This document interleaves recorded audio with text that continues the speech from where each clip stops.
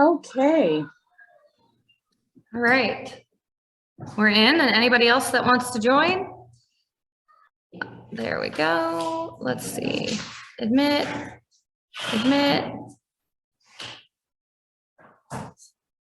Okay. There we go.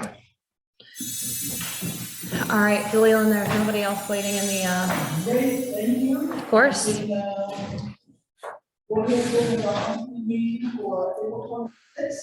Can you guys hear? I want to make sure everybody can hear. Can you guys hear? Welcome. Can you hear me? Yes, we can hear. Yeah, I do. Great. All right. Thank you. So then we go straight to the minutes. The minutes were posted on our website. Any comments, questions, criticisms of the minutes?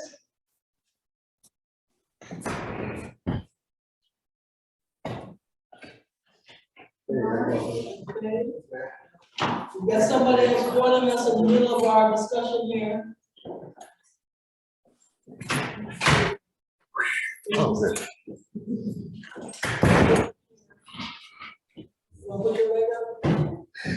No. Oh, but do you have pillows?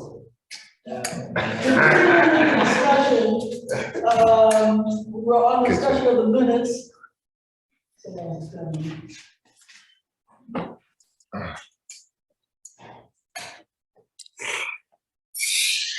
Any discussion of the minutes? Can I get a motion, please?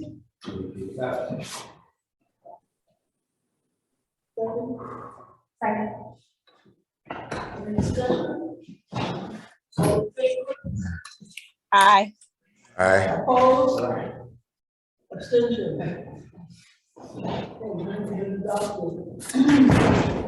Trustee and committee reports. First of all,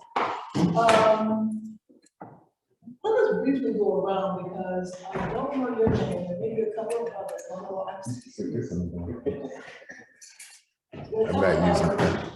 And we just do a quick, starting with Will, we just get a quick introduction. Will Wallace? Do you have any function other than being this big teddy bear guy? Serving as development committee chair. Hi, Lord, I'm and I'm here in the park this time.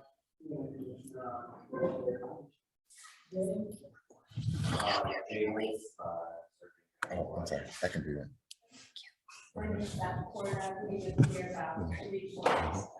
Hey, so wait and hit right here. Okay.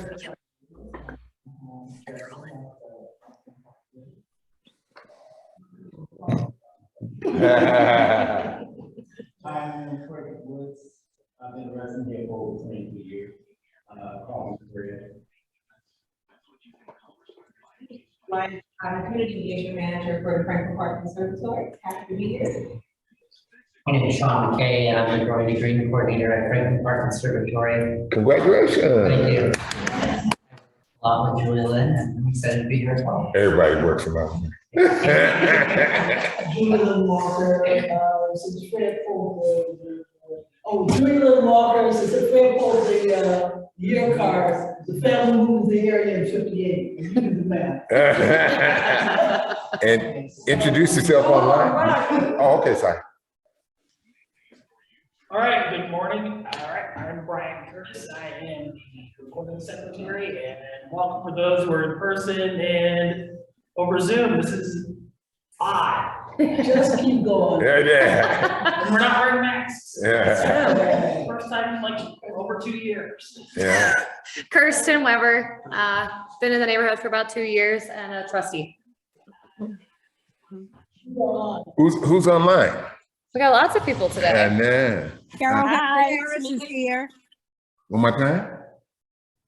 Carol Hector Harris is here. Carol Hector Harris. All right. Who else? Lori Colner. Lori Collar. Welcome. Thank you for joining us. Sure. Harold Bailey and Bill Hayes. Hello, hello. Hey, all right. Magnum Davis. Magnum, good to see you again. Your Tamika mom. Johnson. No, Joyce I see here. a Kate color. Rodney and Crystal Lappy. All right, welcome. Good to see you. I Joey see- Kelleher. There you go. And I see the Harris is on as well. I think they're on. Richard and Joyce, Yes. Hi, everybody. welcome. Yep, and I think everyone else went that's online. Eric Hutchison, although I'm not a immediate Franklin Park neighbor, I am a commissioner on the YAC and therefore at times need to vote on things that affect Franklin Park. Well, friend of the neighborhood. Glad to have you as always, Eric. Thank you. Is it recording? Oh, I'll record it. Oh, it is. Okay. We're good. We're recording. Sorry, guys. Thank you. All right, so the meeting is officially being recorded now. Yes. We turn to our trustee and committee reports. We're going to start with activities and events. And Tamika said she's running late. She's there? She's here. Go ahead. Tamika, would you like to go? Or whoever. Or me? Sure, Kirsten, if you want to go, just updates on the Mingle. Yeah, so I do believe we might be discussing this a little bit more in detail later, but today for the Mingle, we will be putting together pretty much our committees for our June Mingle. So outlining what that looks like and what we will need help with in terms of being able to kick that off and running committees so that we can have our Mingle in June. Is it, it's not the 7th, is it? I do. 5th, thank you. I have something June 7th and those dates are sticking in my head. So June 5th, it'll be actually right here at the AEP Pavilion in the surrounding area. And yeah, we can walk through that a little bit more later if we want to touch on that, or we can do it now. I'm just not sure which way we're gonna do it. You wanna do it now? Later. Okay, so we'll touch more on that later. But for those for whom it's the first time, Yes. Mingle is our annual sorry. general meeting, which should have been held in January, but it's been postponed due to all those things we know about. And just as a reminder, the first Saturday of the month is coming up, not this weekend, but the next. So we were doing our first Saturday morning walks at the park at 10 a.m. And we actually meet where you're at the AEP Pavilion, just outside in the horseshoe, as well as we're back to third Thursdays at Adela's. Yes. Everybody know what Third Thursdays is? Or anybody who doesn't know what Third Thursdays, I'll do it that way. Okay, all right. Turn this spread, so. Yeah, third Thursdays, if you don't know, we meet up at Adela's and just get together as a neighborhood.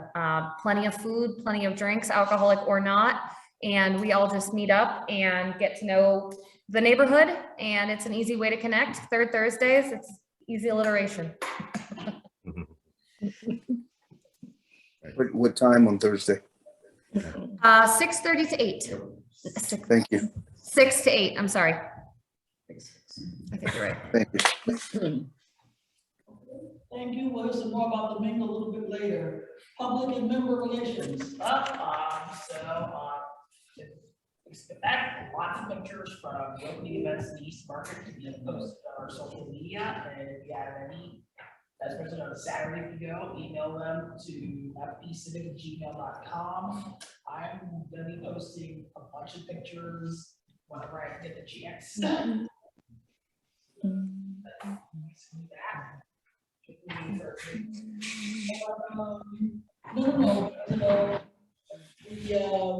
Today, we have some feedback on today.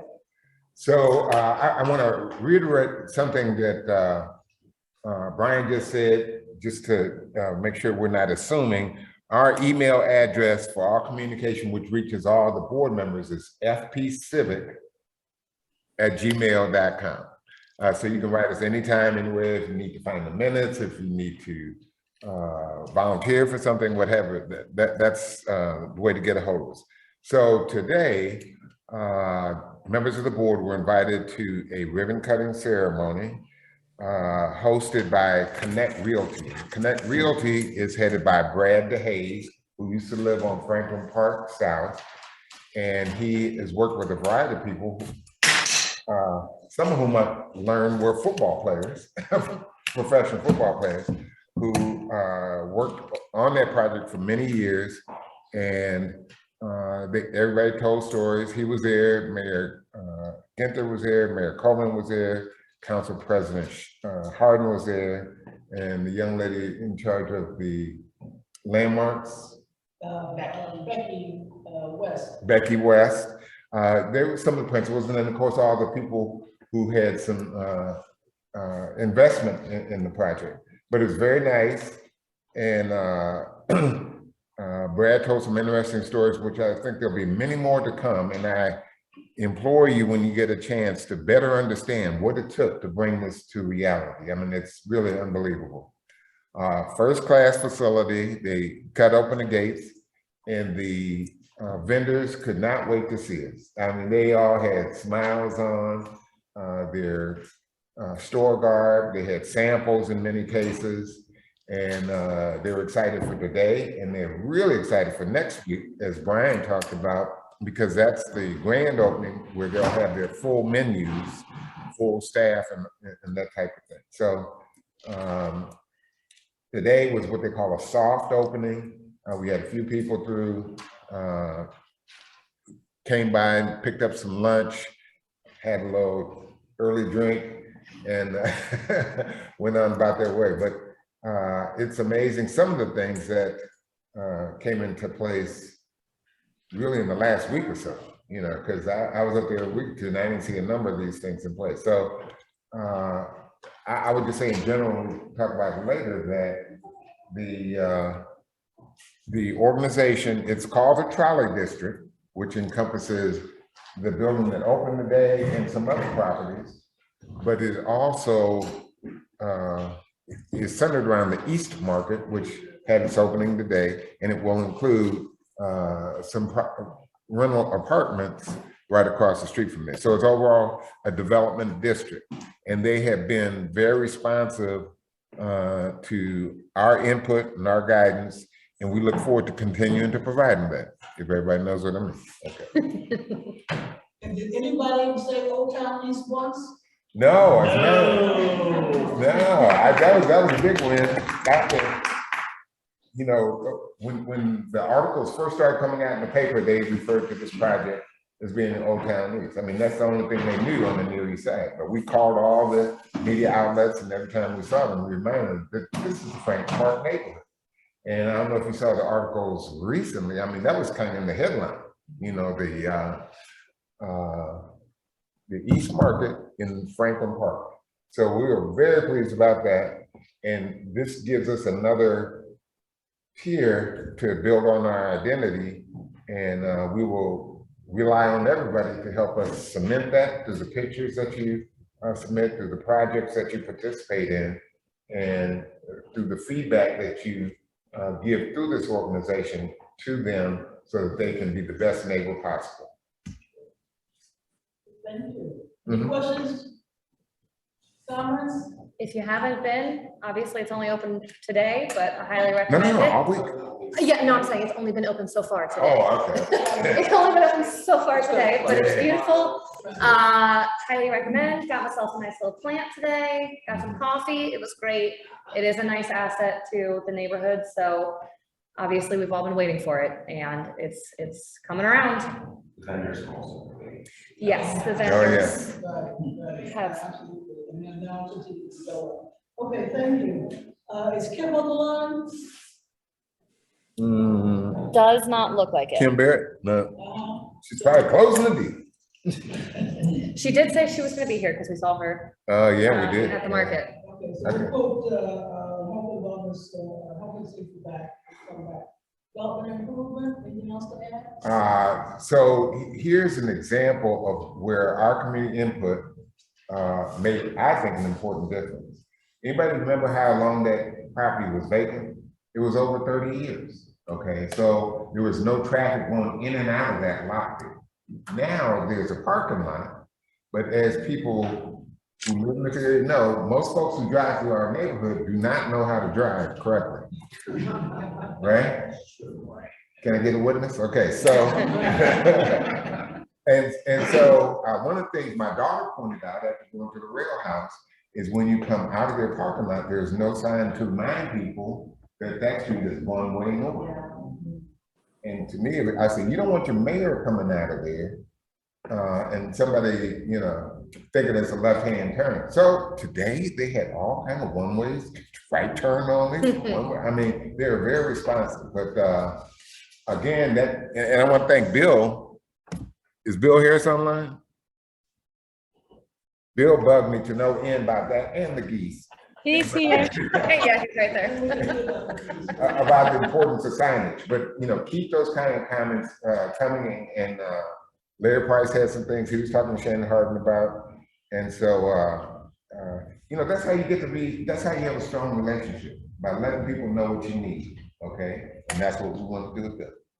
Yeah, I can tell you that he did it again when we went over to grab a little sandwich. Oh, good. Yep. Okay, yeah, gave some input. I mentioned three-way stops at Oak and Miller and Kelton and Franklin Park South and Geese, of course. To the green grocer guy, so he's got him thinking about it too now. The other development issue is after years of, after months of collaborative effort by some people who are better known as troublemaker to Hal Keller, we completed our 501c3 application. So it is now in the hands of IRS. We hope to hear back from them shortly. And I'm sure they'll have some questions, but we stand ready to answer them. And after that, we will be in a status that we've not been before. This organization, again, was started in 1974, and it was a development corporation.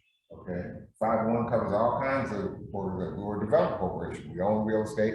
We tried to do some of the kind of development you see around here.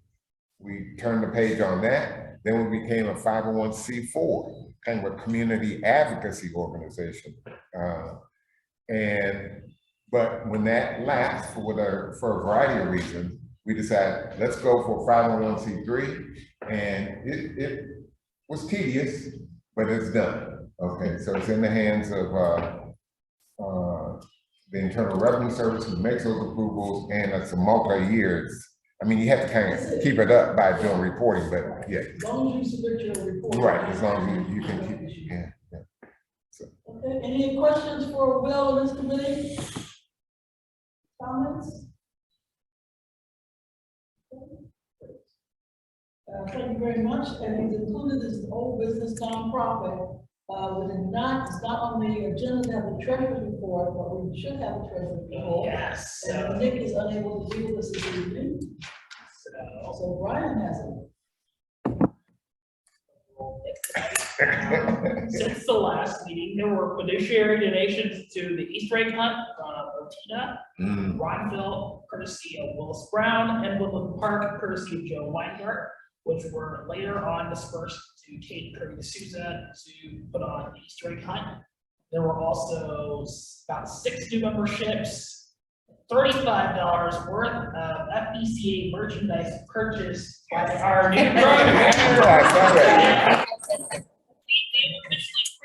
Sean, not a number, but about $35 worth of merchandise. There you go. Yeah. We also had our monthly Zoom expenses. Not included in the report was a new household membership that was purchased just this afternoon. Great. So as of Saturday, from when the last transaction took place, the current FPCA checking balance is $6,518.54. Very good. Thank you. So, any questions for the treasurer's report? Accept it for all. Thank you. Madam Chair, can I, is everybody fine with the temperature? I felt a little breeze, I don't know. Yeah, the issue was new people coming, so. Yeah. Yeah. If anybody wants to speak, close the door, just give me a sign. I apologize. Because we know you're in trouble jumping up and down. I did. Yeah.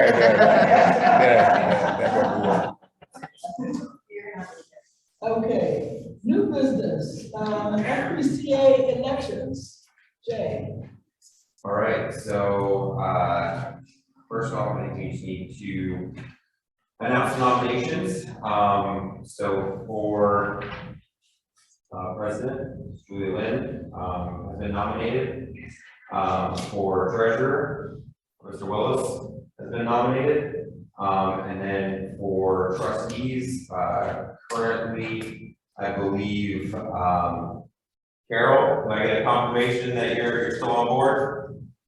Yes, I am. Perfect.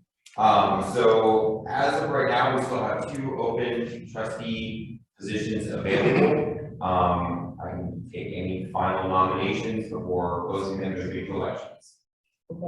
Person who was a member prior to March 30th. Yeah, they have to have be a paying member prior to March 31st in order to nominate, appear on the ballot, or cast a vote.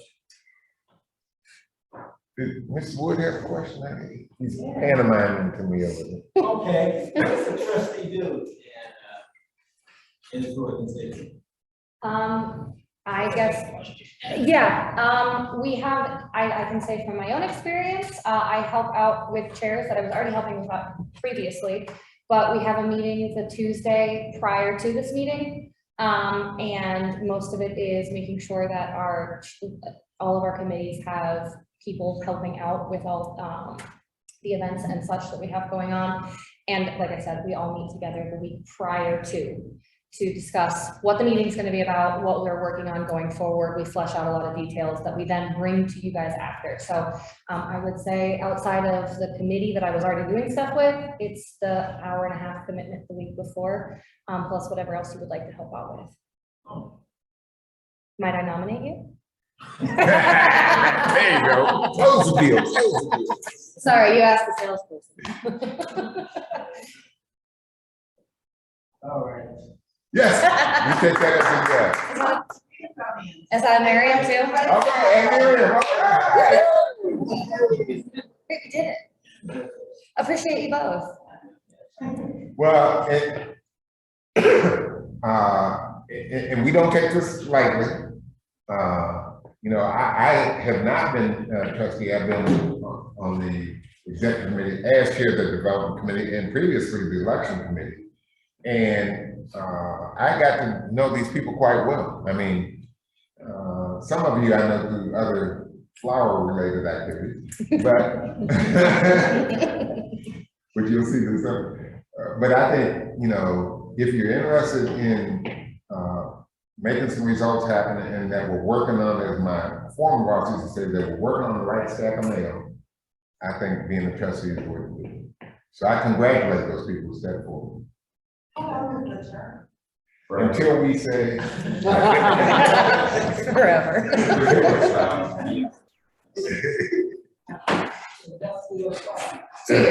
Right.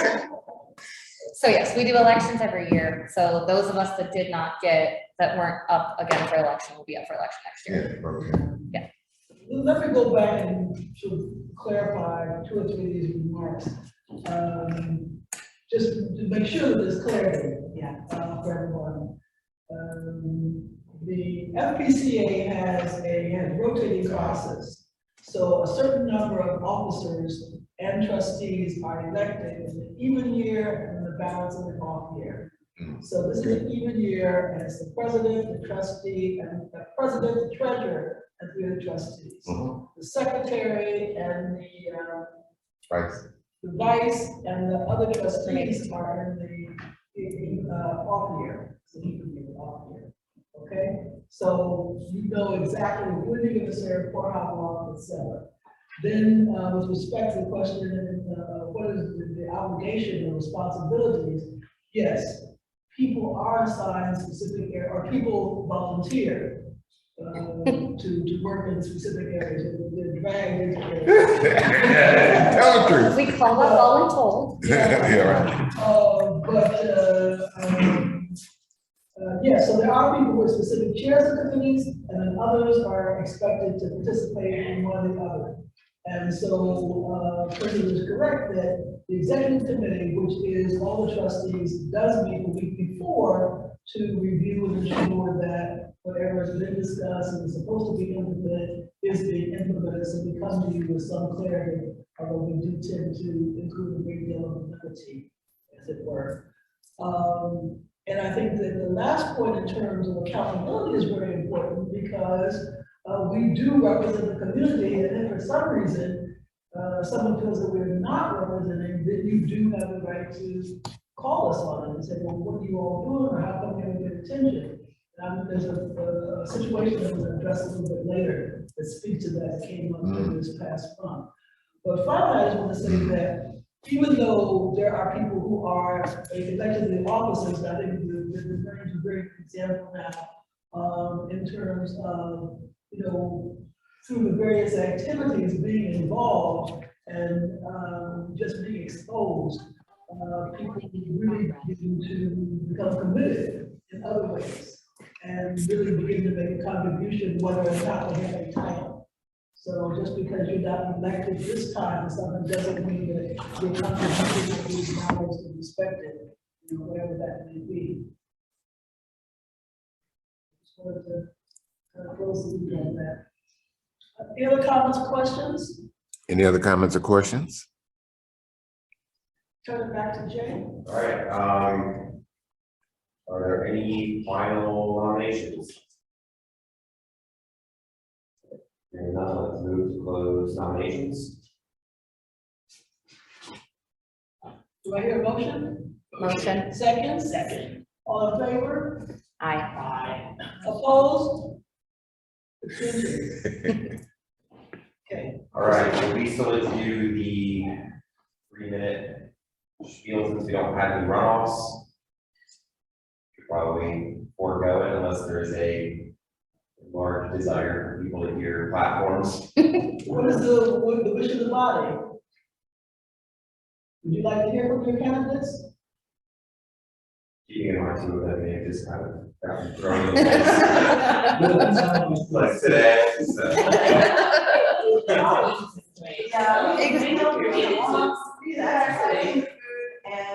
Entertainment.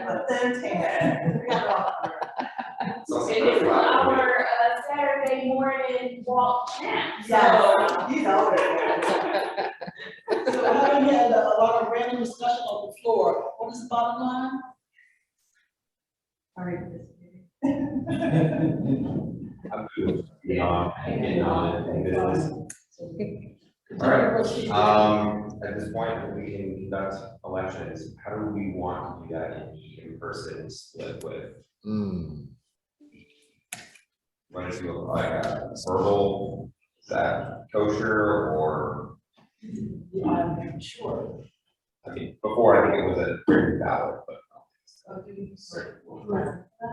Except the unopposed slate. Fine with it.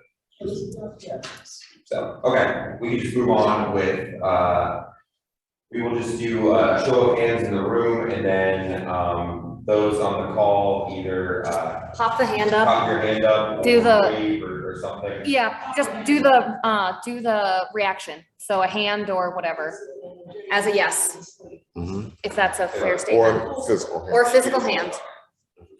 All right, so in the respective time, we're just gonna vote on the entire slate all at once.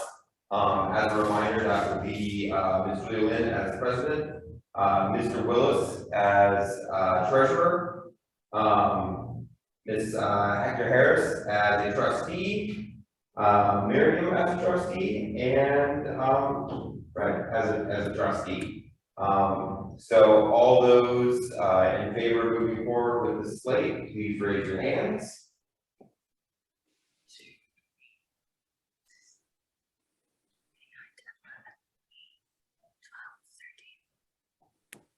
All right, done. 8. No, it wasn't 8, it was 7. The hands are going down now as we talk. Sorry, I counted them and then added it to what you already did. And since we don't have any other candidates, I don't think we need to hold another vote. So congratulations, candidates. You're all.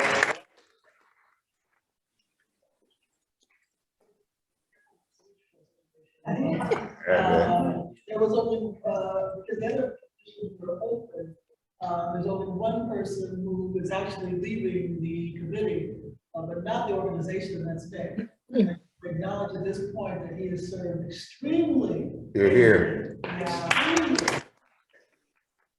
You're here. It's like, okay, now walk through step by step by step. You know, we had 4 different accounts and we're putting into emails and we didn't have passwords. Right, And right. it was just very patiently. Yeah. Well, And I just really yeah. wanted to. Unavoidable. Huh? Kind of unavoidable, I mean. Yeah. Circumstances. Oh, yeah, Yeah. circumstances, right, but I just don't want us to leave this evening without acknowledging his contribution over the past, actually, it's been about 8 years. Oh, yeah. Yeah. Yeah. Just as a volunteer, that when the changes happened, you stepped up and became the treasurer, and he brought you along to the table. Yes. To save our ship, which was like. All right, enough. Okay, all right, so now, I'm gonna switch hats. Thank you very much, Jay. You know. All right, thank you. All right, so now I'm actually gonna switch hats, and for the Health and Community Center, really speak. And I want to share with you, because I'm not sure who knows what, but the former MLK Library on Long Street was purchased by the Ohio State University 4 years ago from the Columbus Public Library and basically mothballed because had plans and then COVID, etc. So last year they began a process of community engagement to begin to address what would happen with that building. And one of their first projections was to include a food pantry. And that caused a substantial alarm in the community because for a number of years coming out of, stop me, but, with the PAC blueprint of 2013 and continuing, the calls have been consistent for a grocery store. Even with the East Market, it really still is a proper grocery store within the Franklin part of the NEAC boundaries.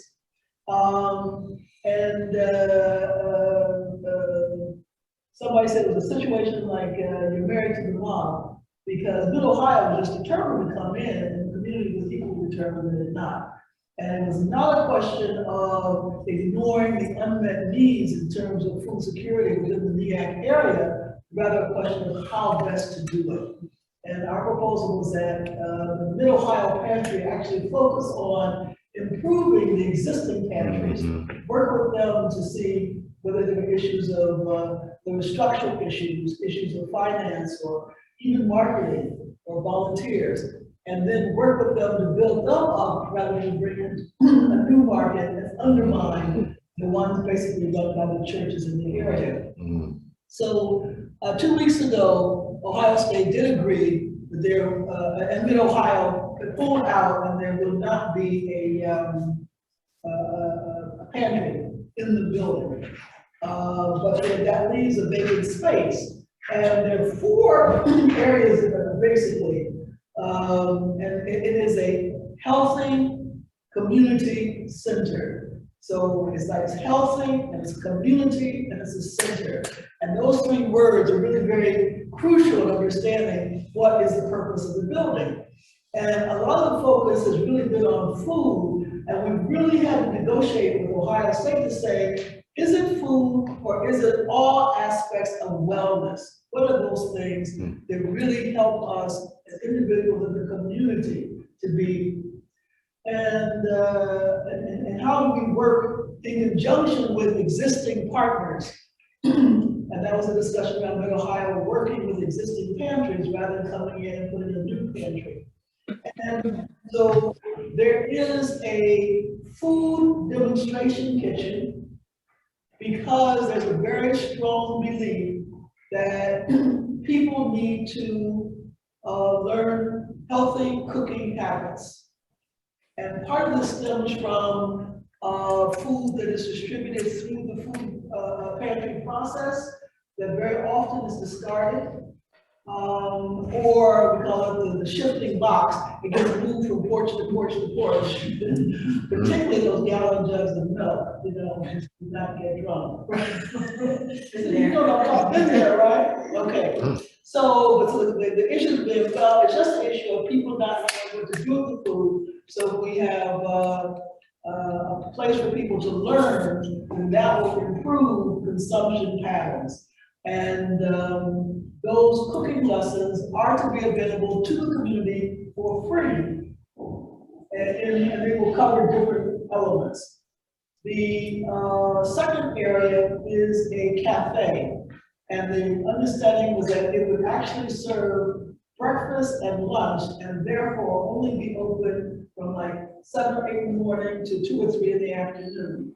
But it would serve as an incubator for a current business, preferably from the Near East Side, that is currently working on a food truck or a ghost kitchen or their home, and wants to have that experience of being in a brick and mortar environment before actually going out on their own. And then the third area would be a set of meeting rooms, and because the architect is Moody Nolan, is going to look the same as those libraries. So they will be the meeting rooms with the interlinked doors, so you have 1, 2, or 3 rooms. So there is the fourth space, and the space that Ohio State had designated for the food pantry is actually at the rear of the building, and it has its own door, in addition to having this front door. And the discussion has been, one, in what way do the children interact with the building? As it's currently structured, it is difficult to see youth in the building unless they're coming for, you know, the high school for a meeting or something.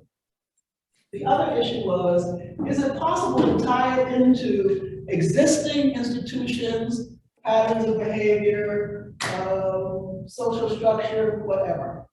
And as it happens, the schools on the Near East Side, the Eastgate, Trevett, all the elementary schools, Champion, and East High School are all part of a healthy health sciences academy under Columbus City Schools. So they are supposed to be showing to the children all the different aspects of health sciences in the hopes that they may want to, you know, become employed in one of those respective areas. And some of the concerns have been that given that it's a 7-year program, where is evaluation? If we tie this to that, what is it that we're tying ourselves to? So we want something that helps to promote the youth and promote that program. How do we know how best to do that without some evaluation from Columbus City Schools, which they seem reluctant to give? Okay. And the last discussion we had with Ohio State was that they would prefer a business incubator model similar to the cafe. So if there is, and I mean, it was a random example because he's not considering this, but Malik Willoughby and the yoga. So if he were to use that as a yoga studio while he wants to build his business and get his own studio, that would be the type of wellness business that could serve as an incubator for that space. And I've taken some time to share this because there are 2 more meetings. The next one is May 7th, and we'll send out the address with the minutes. And I think it's very important that we have as many community voices present as possible. There are, I think there are a lot of ideas, and that it's best to come in with ideas as fleshed out as possible. because, there will only be one more meeting after that. And then, Ohio State says they're gonna make a decision. You know, they come up with a plan. It was very interesting because it was like, oh, we're losing money because and I'm like, you know, who are you talking to? Come on now. The bus, you know, many buildings, the bus land, they stockpiled, our little building, please give me a break. But I do want you to think and be as enthusiastic about the Healthy Community Center as we've been about East Market. Because it serves the community in a different way, but I think it is just as important to the future health and viability as the East Market is. Okay.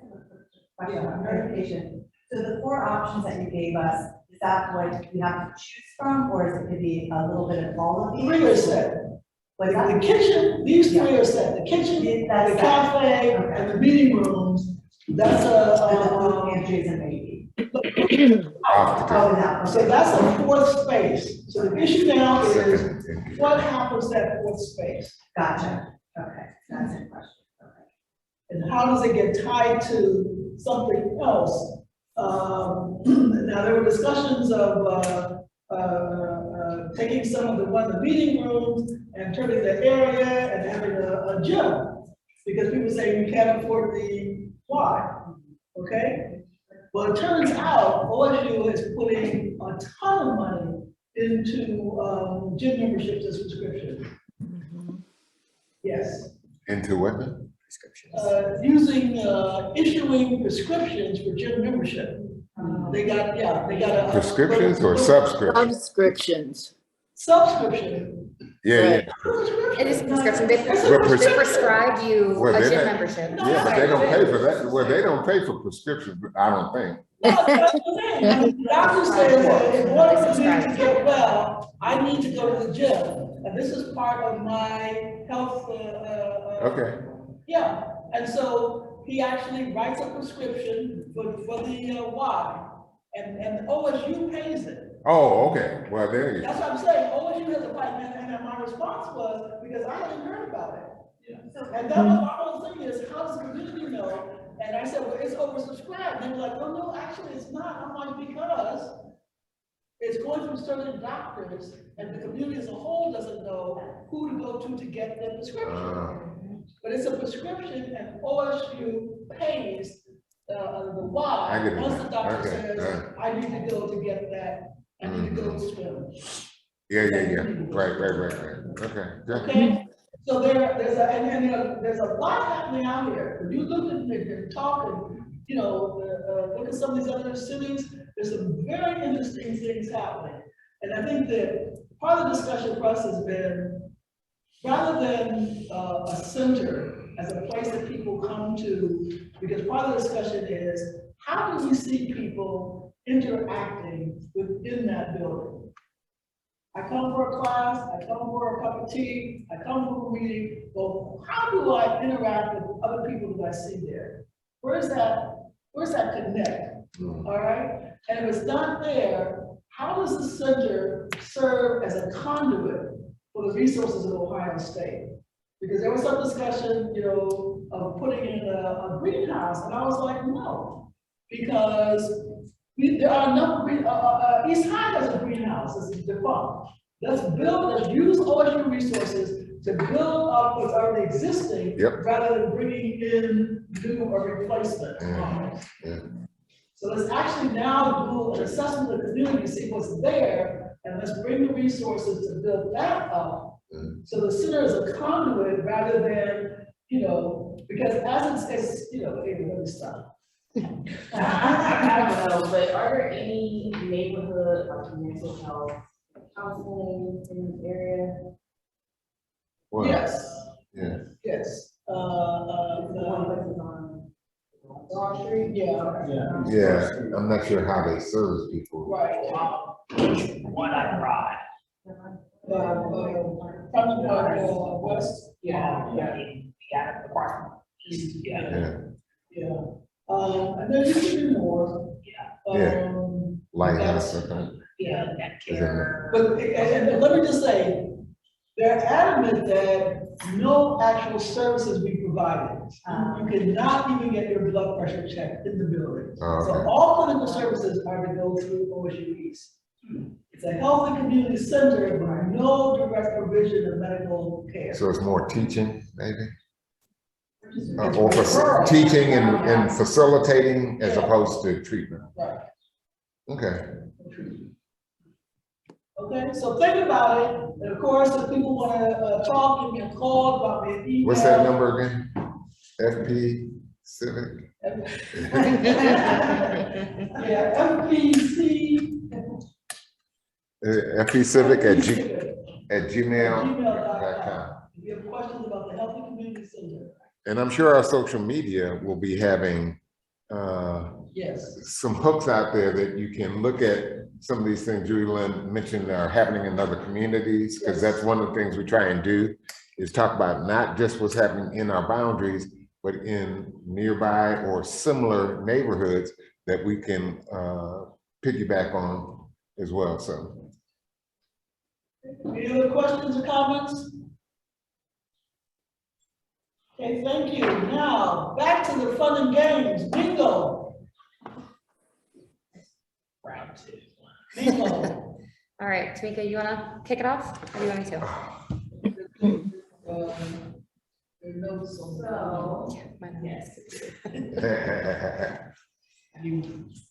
So we, how much did you share? So the event is June sixth. I'm June 6th is a Monday. Yeah. I said June 5th. And so some of the ideas we're having is, it'll be here in the surrounding areas.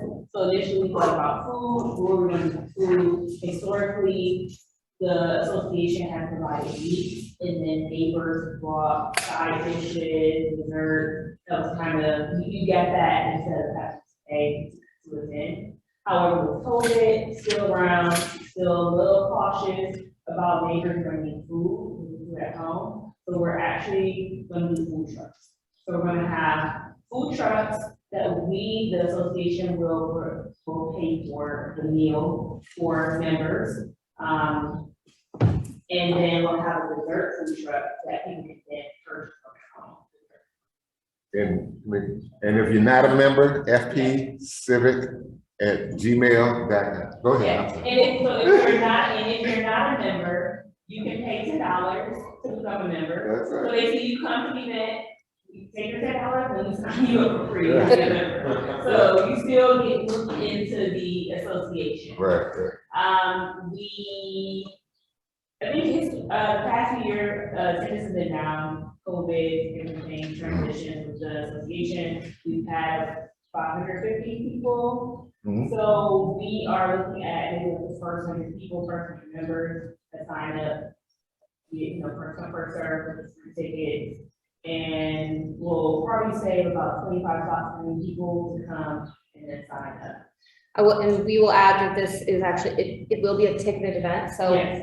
we'll do an Eventbrite, something like that, mostly just so we can gauge how many people will be coming and order food appropriately with the food trucks. So do know that in the near future, you'll be getting a notice. We'll put it out on social media. It'll come out in your emails. We will be mailing stuff, just letting people know, sign up for a ticket, because that ticket is your free entree. So all you have to do is sign up. If you're already a member, you don't have to pay anything. You do just have to say you're coming. That's our big request, is if you're coming, please tell us you're coming so we can account for that. What time is this at? What? We have a community day that day, and it's Yes. we're celebrating the national. So glad you mentioned it. So we do have programs and activities. So this is for June 5th. Yep. So this would be, that's also the launch of National Gardening Week. There's a lot of gardening themes going on for that week. Maybe we can incorporate the activities into the community day, since it's all part of. We took this into account. Yeah. And actually, there's another, there's some concern. There continues to be concern that Franklin Park is not as accessible as it should be to the Franklin Park residents. And recently, there's been a couple of attempts to use this space where people felt they were being treated unfairly. I'm just scared. And so we thought it was very important to have it on a day where there was a lock, where people could see that, yes, we're here, but we're part of something bigger. And so the Sunday, as a community day, we wanted to encourage people to come and then have some activity here, but then go over, take their kids over to the children's, do whatever. So part of the event is to say, also register with Franklin Park so that you can, see the rest of this. And then while you're here, we've got the community gardens. I think because I've got like 3 hats that day, because we agreed, Brown was gonna have a table, and the BCGC is a table, the whole. So, but we see this all as, a lot of activity. So this space would basically be FPCA, and then we encourage our members to go, and that's our entertainment is the rest of the park. Is there a way that we could have a meeting with you in the committee, and then we can sort of, because we have to go through the appropriate channels to reserve the space, and so I don't know. I got something. Yeah. Yeah, but yes, We want to make it happen. Yes. That's why if we could meet. Yes, because we did discuss, how do we, roadway, in fact, I came out, like, 8 tables, so we have to have 8 reserve size. So we did talk about, how we do make this different and see if this is a reserved activity as opposed to the rest of the park. And then we even had discussions of the food truck, saying, they can sell. people. Just like sure we can sell. But yes, as a committee, definitely. We can change that. Right. Okay. Others. Other people. So we'll have a stand for everyone who has a ticket to come and get food, get a meal, on the association, and we'll have our annual meeting, so we'll still have, it will be very short, but some form of a meeting, probably in here. And other ideas we have, your still carrying entertainment, we'll be able to have a band or have music. So those are things that we're coming out. Because I'm forgetting. No. We have 3 committees, 3 subcommittees. So we have a food truck subcommittee. Actually, we have 4 subcommittees. We have a food truck subcommittee. We have a entertainment subcommittee. So want to help us find whether it's a band, DJ, music, and we have a marketing and ticket subcommittee.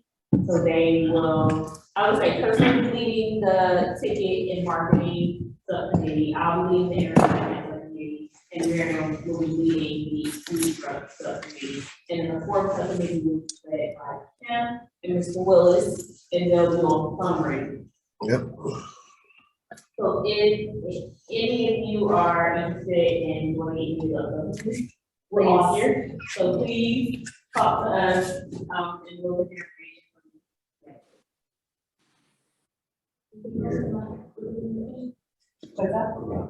You're on there already, babe. I'm already.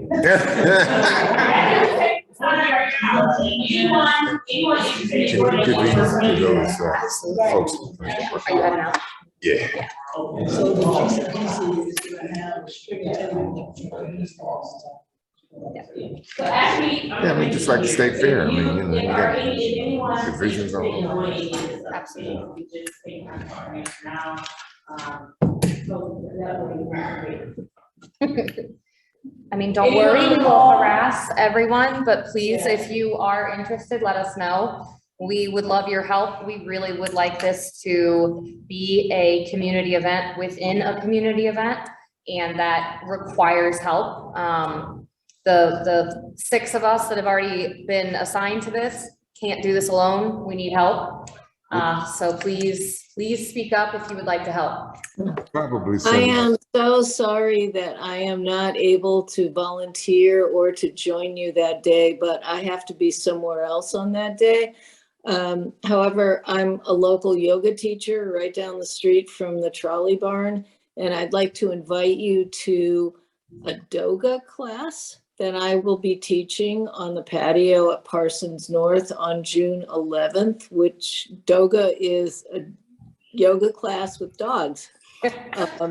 I teach, I've taught one inside the Fitness Loft during my regular class. The Fitness Loft, by the way, is the best gym in town. It's on the corner of Parsons and Livingston, and I would encourage you to visit if you never have. But if you'd like to come to my class, I would love to invite you to come as my guest. And if you would ever like to have a yoga event within the Civic Association, please let me know. I would be happy to teach you, and I'll be thinking of you for the mingle and hopefully next year. And your name once again is? I'm Lori Colner. Okay, Lori. Very good. Thank you, Lori.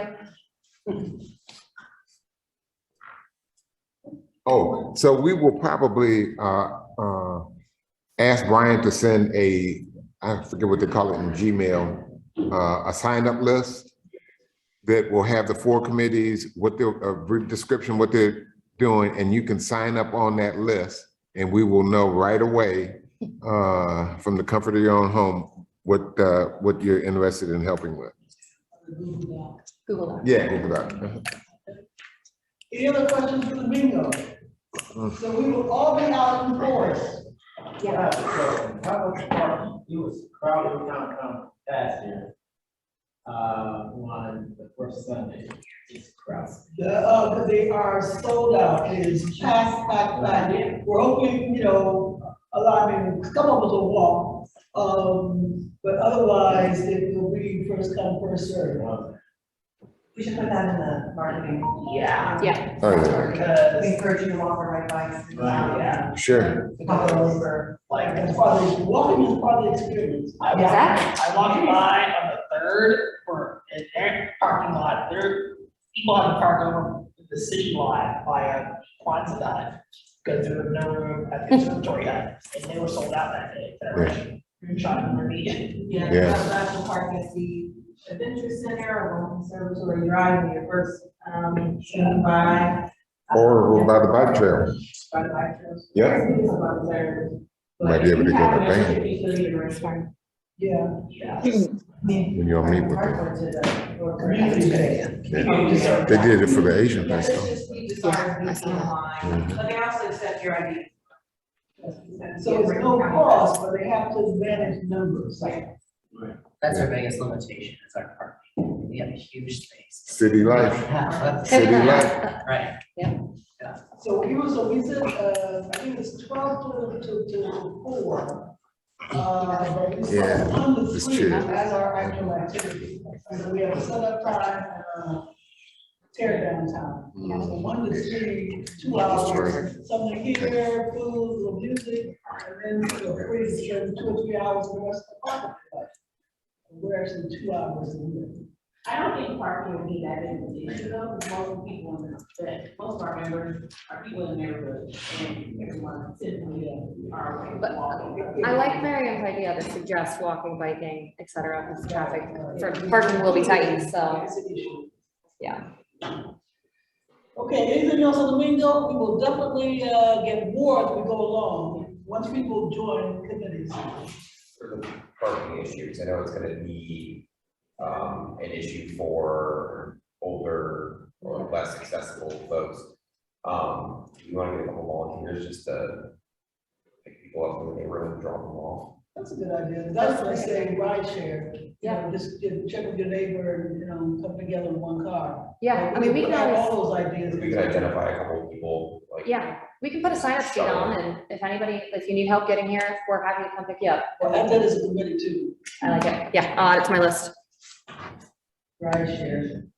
And then, Kim's not here, the fundraising, the raffle, we talked about silent auction, but that was just, was too late in 2000. So we'll really push the raffle. Yeah. And the $10 will include at least 1 raffle ticket, but then you will get, to buy others. And we're not quite sure about the raffle yet. But we'll agree.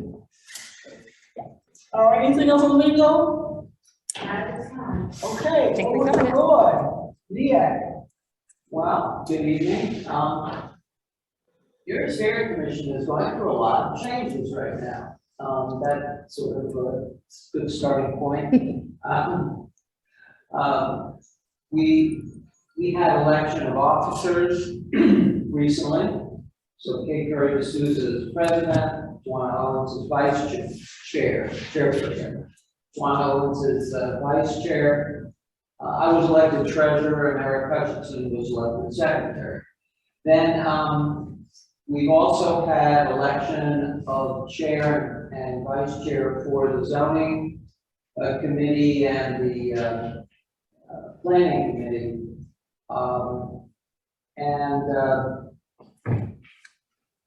I was elected to chair the zoning committee for NEAC for the next period of time. So I have a lot of work to do suddenly. And it's definitely going to be an interesting period of time. Juana Owens was elected chair of the planning committee, and there were vice chairs of each committee as well. The other things going on are that we've had a few resignations from the commission, and including Andy Ross Womack, who for all these years has run the zoning committee and been a key commissioner, and Lee Boykin as well. And of the three people who just recently resigned, those are two people who've been on the commission a very long time. And so there are now 5 vacancies on the commission that need to be filled. Now, of the 4 districts, we're in District 4 here. That's the only district that doesn't have a vacancy. So the other 3 districts each have a vacancy, and the 2 at-large seats for representing religion and human services are both open. And so there are nominations being taken. And you have a nice piece on the website about, we appreciate that. It's also on the NEAC website, explaining people who are interested in running for the commission for the at-large seats. They can be from anyone in the geography of an area share commission can run for those if they represent those constituencies. And of course, the other 3 districts have vacancies as well. So under the bylaws, those vacancies will be filled by a vote of the commissioners. So you have to put your name in the hat to run. And so we're hoping to fill those seats quite soon. So I think the cutoff is, geez, I don't remember the date. I knew it was like in about 2 weeks or something. There you go. Thank you. Appreciate it.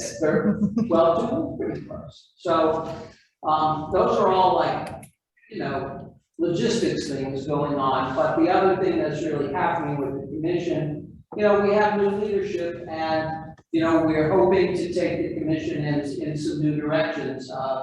I will say, not in any way to disparage, Anne Ross Womack's leadership of the zoning committee, but she ran it her way, and it's not going to be quite the same now. We're doing things a little bit differently, and it's exciting. So I will also say, on a different note, that I had previously, even before becoming zoning chair, I had indicated, I would try to keep you informed about zoning cases that do come up that are in the area. So there's been a somewhat uneven degree of progress or success with that, but I did want, there was one case that came up in April that folks might want to know about. It doesn't have a giant impact, but 1550 East Cherry. Now, East Cherry is an alley, but there's a parcel there on these 2 alleys just north of where the church's chicken was. So it is in our jurisdiction, and some folks want to put a rather unusual looking house there. So I have pictures of it if anybody wants to see the presentation of it. It does require variances for a number of reasons, including number of parking spaces and the fact that it doesn't front on a public street. So people might have different opinions about this property if anyone wants to look at this. Aren't they also putting in a multi-unit development next to it? Well, The property to the south, directly to the south of it, across the alley, is the property that was purchased by the finance fund. And so the finance fund plans to put a multifamily property there fronting on Main Street. And I happen to know, since they're in the same business I am, they submitted that site for competitive tax credits with the Housing Finance Agency. And those, we'll find out May 18th, whether they get funded or not. It may not get funded, it's right on the borderline scoring wise. They have plan B to move forward one way or the other with it. I don't think they bought the site if they didn't think they could find a way to develop that. So that's also pending, but it wasn't news to the zoning committee. Just hanging around waiting to see what happens with it. That was it, but this house at Cherry was the only new item of business that was in the area that I was aware of. So, that would conclude my report. If anyone has any questions, about what's going on with the commission, be happy to try to answer those. So if anyone is interested in serving human services or religion, anybody in District 4 can apply. And we're Franklin Park is District 4. The other vacancies we're not eligible for because those are districts 1 through 3. But human services and religion. Yeah. If you have friends who live in districts 1, 2, or 3, tell them to apply. Yeah, we're really interested in growing the commission back to full, fully filled.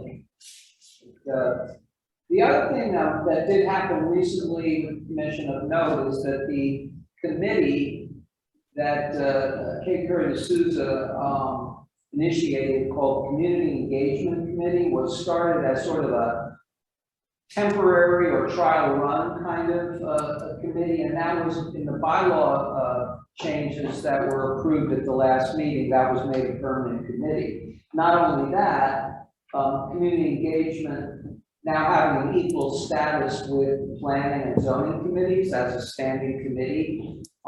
We're going to be changing around some committee assignments among the commissioners with the goal that each district would have one person at least on, one person on each of those standing committees. Can you explain the process of approval for like zoning, like how does it work? People submit plans, then you vote and approve that day, or you get a chance to like think about it, maybe look into it further and then vote, or you vote that day, and then how is the community notified? See, we have an hour that I can answer. No, I'll do the best I can to make it a 60-second answer for you. So the Erie Area Commission actually has one of the most extensive processes for reviewing these event commissions. In my work as a housing developer, I've gone to many of the commissions, and you generally go to 2 meetings and you get a vote. You go to zoning committee and then you go to the full commission, for a vote. Sometimes you might, have a first meeting and introduce them to it. We actually do something more. We use our planning committee as the first stop. So when someone files a zoning change with the city, the first stop is planning. And then the next month, they would go to the zoning committee, and the zoning committee doesn't even vote at that meeting. Planning will make a recommendation, goes to zoning. We just talk about it. If there are people who come to the meeting and want to say something, they can say something. We just explore it with the developer. Then there is a site visit meeting the first Saturday of the following month. So we all go to the site, and there's opportunity for neighbors and such to, and I'll come back to the whole issue with neighbors in just a second, but there's an opportunity there to look at the real estate with the developer, with anyone in the neighborhood. We ask questions. You always see things when you go to the property that you don't see when somebody gives you, a slide presentation or something. So Then we vote at the site visit meeting, the committee votes, but it still then has to go later that month to the full commission for a recommendation that we then make to the city. So the typical situation now is 4 meetings. And we're actually talking about trying to streamline that down to 3, except if it's a major project. Because we think a lot of these are, somebody wants to build a house and put a carriage house above their garage or something, where it's just not that unusual. We know what it will be. It doesn't necessarily require as much vetting or something of that nature. So some things we think maybe could be expedited, right? Because we got to realize people come in through zonings, a lot of times because our current zoning code is so obsolete that almost anything you want to do requires some zoning variance or rezoning. I mean, that's a topic for another day, but so that's our current process right now. Now, in terms of notification neighbors, I do want to make this point. We've had problems with this issue because, and I didn't even understand this until quite recently. There was a period where postcards were sent out to inform neighbors. That then stopped, and so there's been quite an extended period of time now, I don't know exactly how long, where unless you're following the stuff online, you know, like looking at the website, you didn't know something was maybe going on in your neighborhood until when it goes to city council or the board of zoning appeals, because there are 2 different paths that zoning changes take. Then the city would send out official notices to everyone within 125 feet. Well, at that point, it's very late in the game for people to find out about something. We are going to go back and restore the postcard thing. In fact, as treasurer, I filled out a form for us to buy, I think it was like 400 stamps. And so we're going to actually start putting stamps on postcards and sending them out. We're going to try to get that off the ground in the next month or so. So we're going to go back to, and the other thing that's being talked about, the city likes this idea too, they may do it themselves, is to start putting a sign out, like you sometimes see in places, a zoning hearing will be held about this property on such and such, okay? So we really think that the ball got dropped. I'm not pointing fingers, but the ball did get dropped about keeping neighbors informed about things that were going on like this in their neighborhood. We regret that. We're going to try to make it right.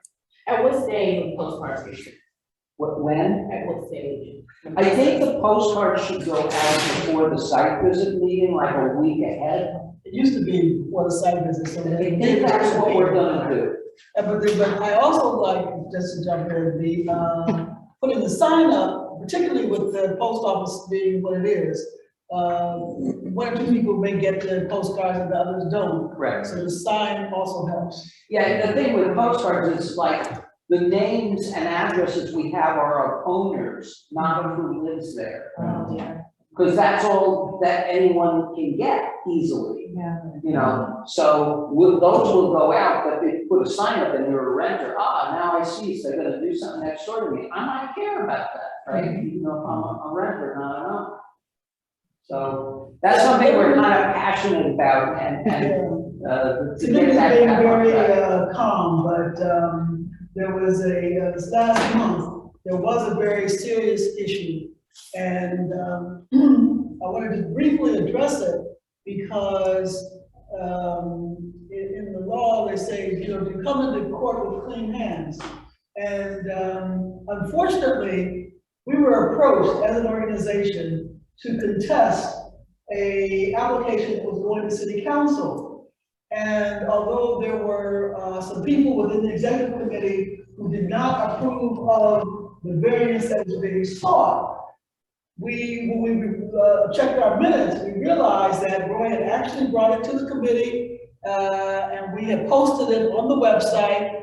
And so we had actually given notice to the membership that this variance was being sought at this location. So we did not have clean hands to go to city council and say, ignore that, even though we knew for months on end and we didn't act on it, still give us a second bite at the apple.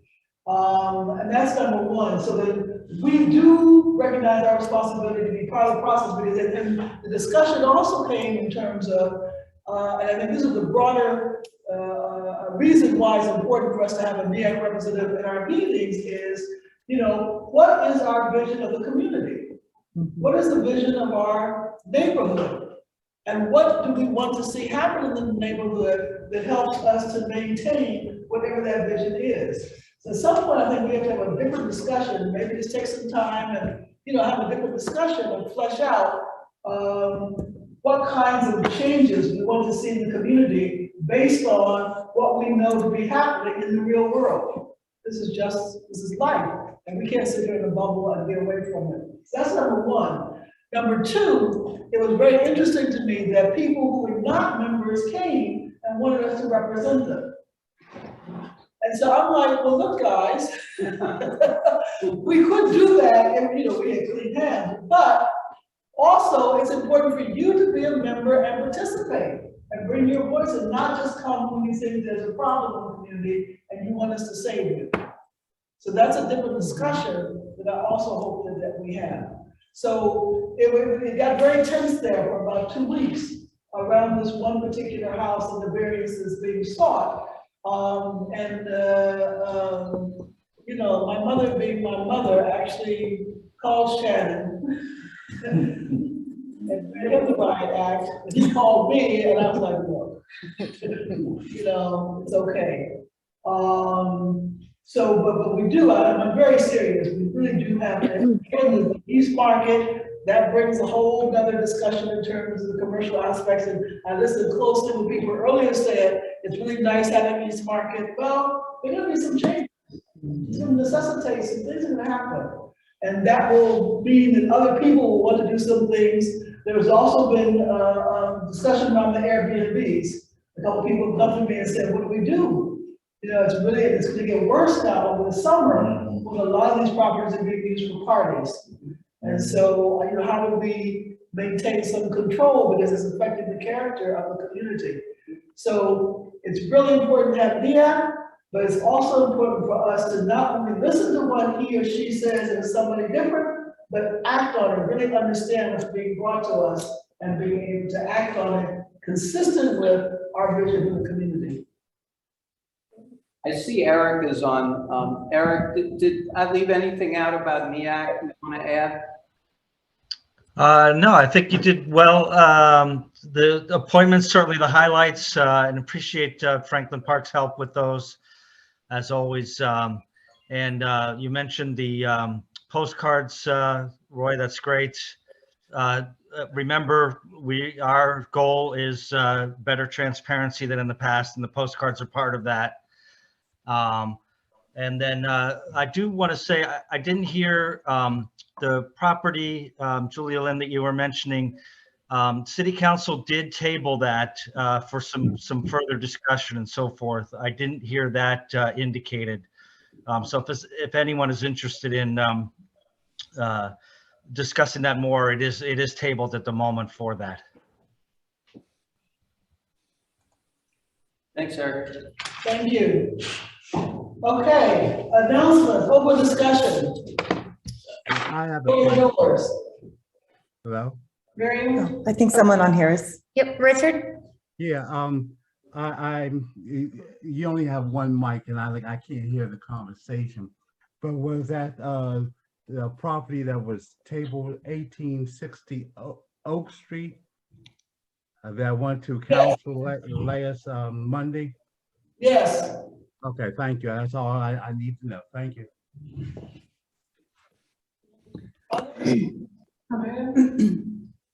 I'm not sure if Billy Silva reached out to you about an event that they're holding this weekend, but my daughter is a part of a youth group that Billy Silva had started, and it's happening on Saturday and Sunday.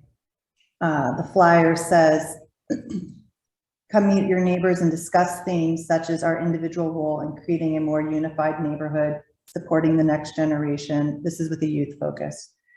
Creating spaces that reflect the diversity of our community and much more. Free community event includes lunch and dinner, transportation available, special programs for children and youth. It will be at the Franklin Park Adventure Center, 1755 East Broad, on April 30th and May 1st, Saturday from 11 to 7. And there's a QR code on, Jojo, my daughter, sent me a picture of the paper. There's a QR code, but I can forward it to Brian if you want to share that. I can send that out tomorrow because it's probably the only time to send it out. Yeah, I just. I did ask him, I texted him, asked him for electronic version, but I did see his wife, she gave me a Okay. paper flyer, Okay. but I wanted. Yeah. Or do you have Billy's contact info? No, I think I may have seen the flyer at the MLK library last week. I can drop it off at your house or something if you want. Okay, others? Announcements or discussion, yes. Hi, my name is Judy White, I'm Community Engagement Manager for Franklin Park and Service. Playing from iPhone. Sorry, I think someone's iPhone is going off in the background. Okay. So we have a program called Team Core, and we are currently seeking applications. And so, the wonderful Michelle Bailey manages that program. Team Core, we have raised beds right here, Caretaker's Cottage, they grow produce, they sell at the farmer's market as well. There's an entrepreneurial piece. We're really looking for teams that are in this area. So if you know of anyone that might be interested, let them know that we do have applications still available on our website. The specific ages and grades?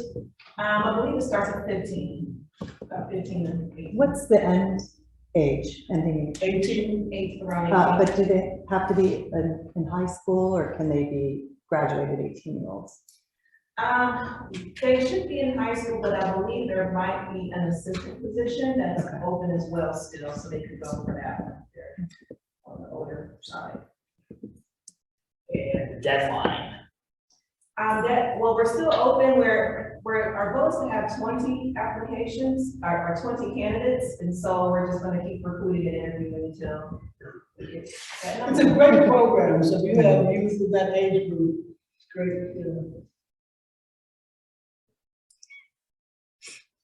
Others? So the Asian Festival's online this year, again this year. And then this Sunday is Community Day. Get your tickets in advance, as Sean recommended. I think Valley met at Palmhouse. They just canceled. They just canceled. Yeah, it was, they had an emergency where they could not, they weren't be able to perform. No ballet. Just found out this morning. Still a lot of nice flowers. There's a lot of nice flowers, and then the Old Town East Tour of Homes has been canceled for the third straight year because they haven't been able to meet. They've only had one meeting this year, and then Code of service changes take effect on Monday, but there's still a pilot program going on for low-income riders. They'd have to be eligible for government-assisted programs to qualify for reduced fares, and CODA's hopes are to make that program permanent after the trial period expires. That period started in March.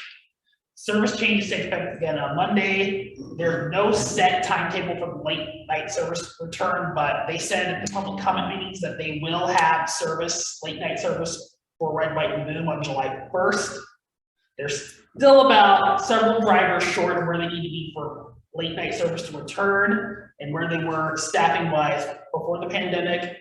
And the big changes other than that are the seasonal return of the Zoo Bus, which returns May 7th. Daily service is from Memorial Day to Labor Day.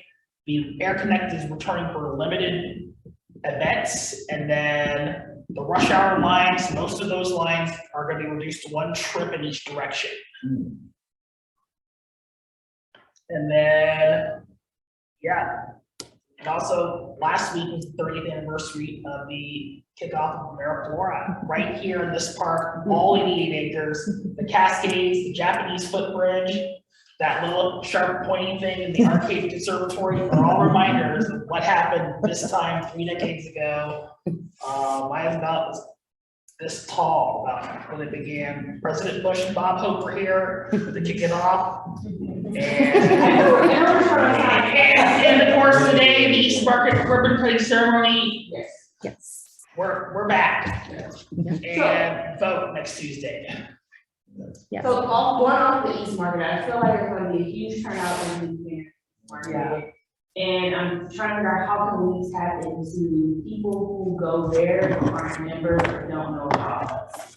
And if there's some way East Market may let us some signage in there with our email, our website, like some way that we can go there, they know how to get connected to the community if they live in the community. Yeah, maybe just passing out the cards. Mr. Willis was handing them out to all of them.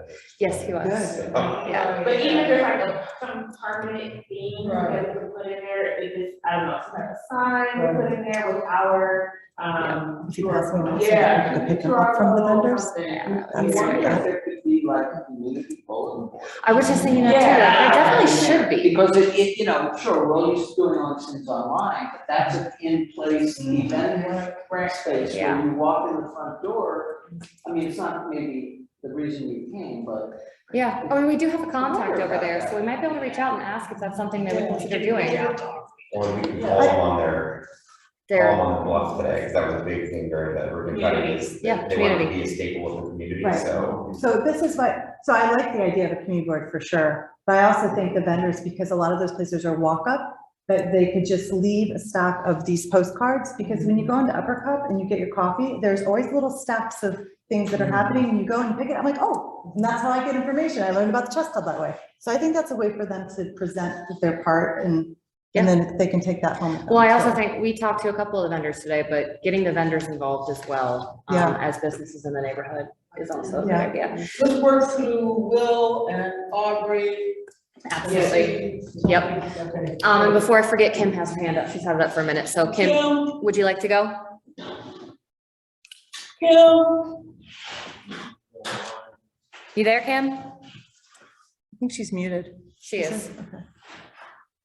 All right, we'll come, speak up if you have something to say, Kim. Otherwise, we'll move forward and just let us know if we're missing it.